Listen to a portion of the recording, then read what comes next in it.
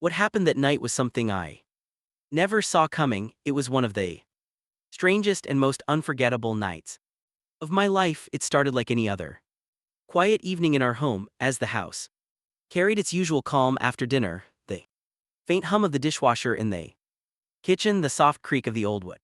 As the place settled for the night, I had no idea that within hours my view of my life, my family, and even myself would be forever changed. My name is John. Until recently I thought I had everything figured out. I'm 40, a hardworking man who's built a modest but happy life with my wife, Laura. We've been married 19 years, and while we've had our ups and downs, I always believed we were solid. We have 2 kids. Our daughter Clara is off at college now, while our 19-year-old son Jack still lives at home while attending community college. Jack has always been a quiet kid. Lara and I used to joke that he was the calm to Clara's storm, where she was full of fire and energy. Laura. Jack preferred the comfort of his room, reading or tinkering with whatever project caught his interest. As he grew older, though, I noticed small changes.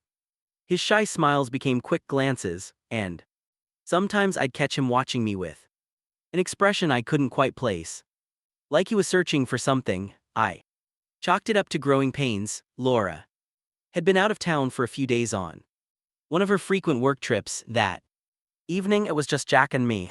We had dinner together, and I tried to make conversation, asking about school and the 3D model he'd been printing for weeks. He answered politely but briefly, his eyes flicking to mine, then away again almost nervously. You all right, bud? I asked. You've been quiet tonight. He gave me a small smile.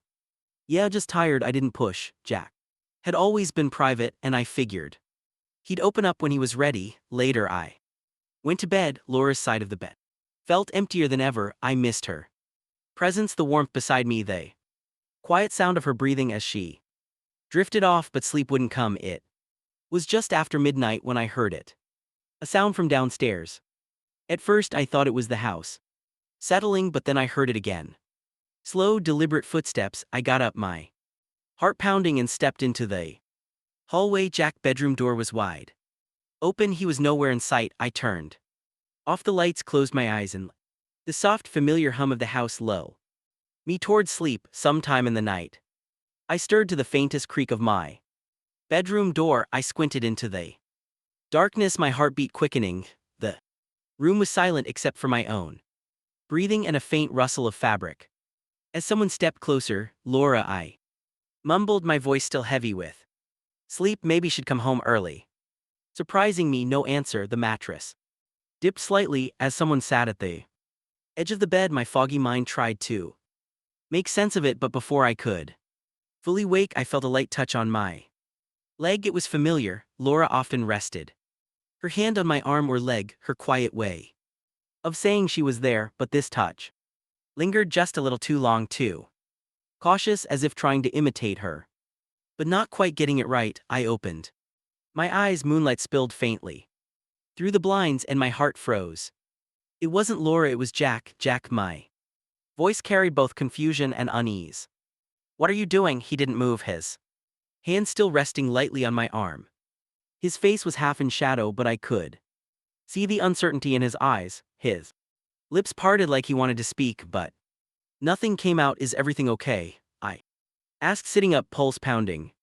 I didn't mean to wake you, he murmured. Then why? I began, but he cut me off with a quiet, I don't know. I just wanted to make sure you were okay. I stared at him, unsure what to say. There was something fragile in his voice, something that made my chest tighten. I'm fine, Jack, I said gently, but you should get some rest.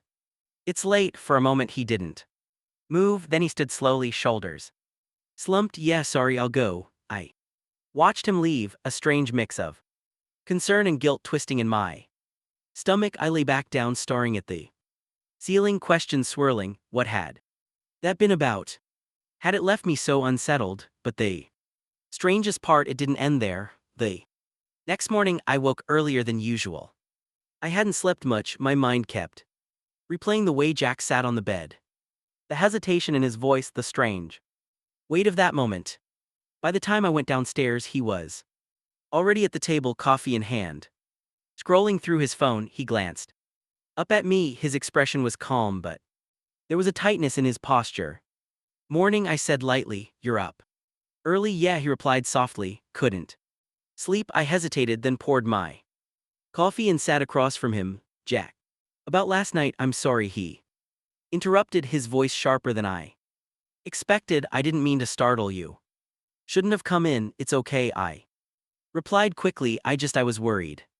You seemed upset, he shrugged, looking back at his phone. It's nothing, forget about it, but I couldn't. The way he looked at me to wait behind that moment.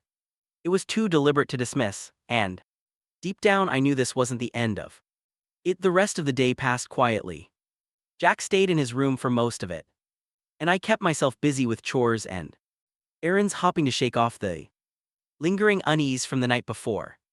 By evening I was exhausted and ready to collapse into bed. Tried not to think about what had happened, but my thoughts kept circling back, restless and unanswered. Why had Jack come to my room like that? Was something troubling him that he wasn't ready to share? Was there something else I was missing? At some point I must have drifted off, because the next thing I knew I was waking to the sound of the door creaking open again. My heart gave a sharp jolt, and I sat up, peering into the dim light. Laura murmured, though I knew it wasn't her. A figure hesitated in the doorway before stepping inside. Moonlight spilled through the curtains, revealing Jack. My pulse quickened, not out of fear but from a rising mix of confusion and concern. Oh, it felt as if I were reliving the previous night. Jack, I said softly, my voice carrying both worry and fatigue. What's going on? Why are you here again? He didn't answer right away. Instead, he crossed the room and sat at the edge of the bed, his posture slouched, his hair tousled from sleep. There was a weariness about him that made him seem smaller, almost fragile.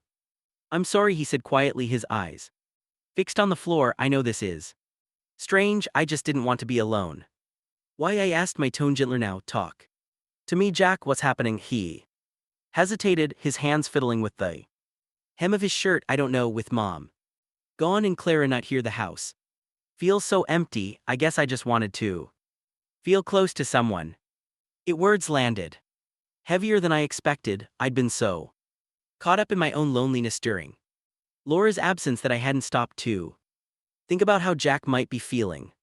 He had always been quiet, reserved, but maybe that was his way of coping with the same emptiness I was wrestling with. It's okay, I said, placing a hand on his shoulder. You're not alone, Jack. I'm here. He glanced up, searching my expression, and for a moment the silence between us felt deep and unspoken. I gave his shoulder a reassuring squeeze and tried to lighten the mood. Come on, said, patting the other side of the bed. If it helps, you can stay here for a while, but you have to promise to actually sleep. Faint smile tugged at the corner of his mouth. All right, thanks, Dad. He lay down, keeping a respectful distance, and I switched off the light. Only sounds were our slow, even breaths. I could feel his presence beside me, steady and quiet, and eventually I drifted into a light, uneasy sleep. Somewhere in the night I woke again, alert but unsure why. The room was still and shadowed. Then I felt it, a light tap on my arm. Jack, I whispered, my voice thick with sleep. He didn't speak at first, but I sensed the hesitation in his movements. I'm sorry, he finally said, his voice barely audible. I just had a bad dream. Relief softened the tension in my chest. I turned toward him and spoke quietly. It's all right, you're safe here. He nodded, pulling the blanket closer, and I stayed awake for a while longer, listening to the sound of his breathing until my own eyes finally closed again. Before I could say anything, he stepped closer, resting his hand lightly on my shoulder, a gesture so fleeting and gentle it caught me off guard. What are you doing? I asked, my voice trembling, but not from fear. I don't know, he admitted, his voice unsteady. I just don't know. The air between us felt heavy, the silence stretched tight like a wire. I wanted to say something to break it, but my mind was racing too fast. He stepped back slightly, his face clouded with uncertainty. I'm sorry, he whispered. I shouldn't have. I'll just go. Before I could respond, he was gone. disappearing into the hallway and leaving me with the weight of the moment. What he didn't know was that I didn't mind the closeness. It was strange, yes, but it made me realize how much I valued his presence. I'd never experienced this kind of connection before, but I decided to let it go for now and invite him to spend time with me again tomorrow. Maybe then we could talk about it. The next day I couldn't focus on anything. My thought kept circling back to him, his hesitant touch, his quiet apology. He avoided me all morning, staying in his room with the door closed. I told myself he probably needed space. Maybe I did too. But as the hours passed, the tension, the house became unbearable.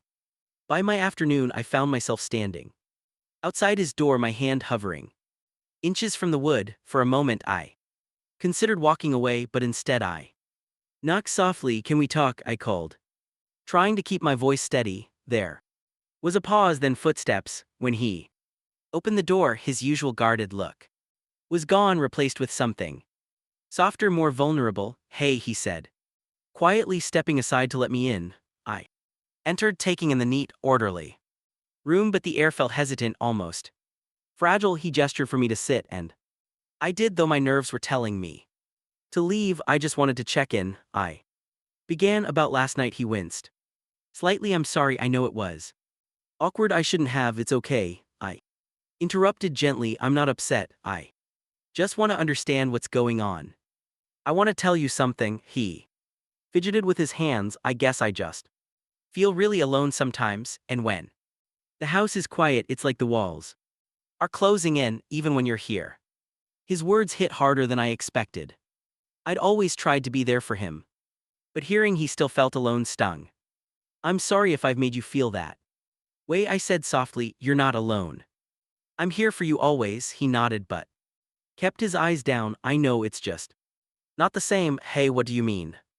I asked. He hesitated, then said, "It's hard to explain. I just want to feel close to someone, really close, and I'm not sure how to do that." His voice was raw, his honesty heavy in the air. I didn't have all the answers, but I knew one thing: I wasn't going to let him feel alone anymore. Another part of me, one I didn't want to acknowledge, felt an inexplicable pull toward him. "Jack," I began carefully, "I think you're confused."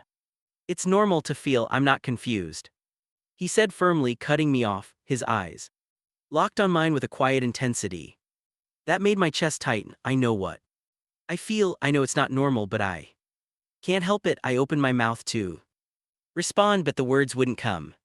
Instead, we sat in silence, the weight of his confession pressing down like a storm cloud over the room. I wanted to comfort him, to tell him it would be okay, but I didn't know how. This was uncharted territory, and I was completely lost. Night, I tried to act like everything was normal. We had dinner, talking about small things, school, work, the kind of conversations that keep the air light, but underneath it all was a tension we didn't name.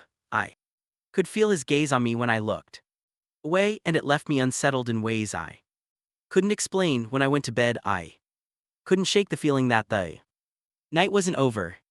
Lying in the dark, Jack's words replayed in my mind, his voice full of vulnerability that left me breathless. Finally, I got up and walked to his room. He was still awake. "Jack," I whispered. He didn't answer right away, but I knew he heard me. "Would you like to just sit with me for a while?" He hesitated, then nodded. "Are you sure?" "Yes," I said quietly. He followed me to my room and sat on the edge of the bed, his hands resting on his knees. For a moment, we just sat there in the low light, the air heavy with unspoken words. "Please, don't leave right now," he said softly, his voice trembling. I swallowed hard. "All right, but we'll talk about this in the morning." He gave a small, grateful smile and lay back, staring at the ceiling. Lay beside him, keeping a careful distance. The mix of emotions inside me, concern, confusion, and an ache I couldn't, swirled like a storm. I didn't know where this would lead, but I knew one thing for sure: this was far from over. He finally stepped back, his eyes searching mine, filled with a storm of fear, longing, and something dangerously close to hope. "Jack," I said, my voice barely more than a whisper, "we can't. This isn't, I know It's complicated, he cut in, his voice trembling, but I can't keep pretending. Can't keep hiding how much this matters. To me, you don't mean that, I said. Shaking my head, you're confused, this isn't real. It is real, he said firmly. Locking eyes with me. I've never been more sure of anything in my life. His words hit me like a wave, leaving me breathless. I wanted to argue, to tell him he was mistaken, but the conviction in his voice, the raw honesty in his gaze made it impossible to dismiss what he felt. I don't know what to do with this, I admitted, my voice cracking. Okay. I don't know how to fix it. You don't have to fix anything, he said, reaching out and taking my hand. His touch was steady, grounding, and despite my better judgment, it made my heart race. Just let me in, I pulled my hand away, my chest tightening. Jack, this isn't about what I want, it's about what's right, and this doesn't feel right. He looked down, shoulders slumping. I know you think that, he said quietly. But I also know there's a part of you that's not sure. His words hung in the air like a weight I couldn't shake. Is it guilt I felt, or fear, or something else I didn't want to name? I stayed silent for a long moment, trying to steady my breathing. The tension between us shifted, still charged but different, not dangerous, just unspoken. Finally I said, let's not lose ourselves in this, not now. He met my gaze again, and for the first time, neither of us spoke. The silence wasn't empty, it was full of everything we couldn't bring ourselves to say. I can't explain every detail, I can tell you it was intense, emotional, sensitive, and from his side, I think, a little hurtful. He seemed to take his role in the conversation far more seriously than I expected. I could tell from the way he said my name after I'd finished speaking. When it was over, we just sat there in silence, unsure of what had just unfolded. You okay, son? I asked. Yes, Dad, don't worry about me, I just need a moment. I'll go to the bathroom. And then maybe we can just get some rest. That's the last thing I remember vividly. I think I drifted off while he was still gone. The next morning, I woke early, my thoughts circling back to what had happened the night before. I was halfway through my coffee when I heard footsteps on the stairs. I didn't need to look too. No, it was Jack. His presence filled the room before he even spoke. Morning, he said softly, his voice uncertain. I turned to face him with a small smile. Morning, coffee's on the counter. Nodded, poured himself a cup, and for a moment we just stood there in silence. The air between us was heavy, like a storm about to break. Finally I set my mug down. Jack, we need to talk. His shoulders tensed. About last night, he asked quietly. About everything, I replied. I need to understand what's going on with you and with us. He hesitated, looking down at the floor. I don't know, he admitted. I've just been carrying this around for so long, and I couldn't anymore. I know I didn't handle it right, but I can't pretend it's not there. His words hit me hard. I wanted to tell him he was wrong, that maybe he was just confused, but I could see in his eyes this wasn't just a passing mood. Jack said carefully, whatever you're feeling, it's complicated, can't just act without thinking it through. I know, he said quietly, but that doesn't make it go away. The silence returned heavier this time. I wanted to reassure him, to tell him it would all be okay, but I didn't know how. This was new territory for both of us. One wrong step and everything could shatter. The rest of the day was awkward, to say the least. Jack stayed in his room and I kept myself busy, but the conversation echoed in my head like a shadow I couldn't shake. I spent most of the day trying to stay busy, cleaning, running errands, anything to keep my mind from wandering. But no matter what I did, I kept thinking about Jack. The way he'd looked at me the other day, so open and vulnerable, made my chest feel tight. By evening, I was sitting in the living room with a glass of water, the quiet settling around me. That's when I saw him in the doorway. He looked hesitant, his hands shoved into his pockets, but there was a determination in his eyes. Can I sit? He asked quietly. I nodded. He walked over and sat down, leaving a bit of space between us. I'm sorry, he said after a long pause, for making things awkward. I didn't mean to. I just didn't know how to handle it. I know, I said softly. It's okay, we'll figure it out. He looked at me again, His eyes filled with that same raw honesty. Do you still care about me? His voice was barely above a whisper. Of course I do, I replied instantly, placing a hand on his shoulder. You're my son, nothing will change that. He seemed to relax a little at my touch. I just want us to be close again, he said, his voice trembling. I missed that. Something inside me awked at his words. I pulled him into a hug, holding him tightly. I'm here, I whispered. I'm not going anywhere. For a moment it felt like things might really be okay, like we could start to heal and rebuild what we'd lost. When he finally stepped back, his eyes were glossy with unshed tears. Thank you, he said quietly, for not giving up on me. Couldn't speak past the lump in my throat, so I just squeezed his hand. Jack, I said softly, we'll get through this together. He gave me a small, hopeful smile. I know we will.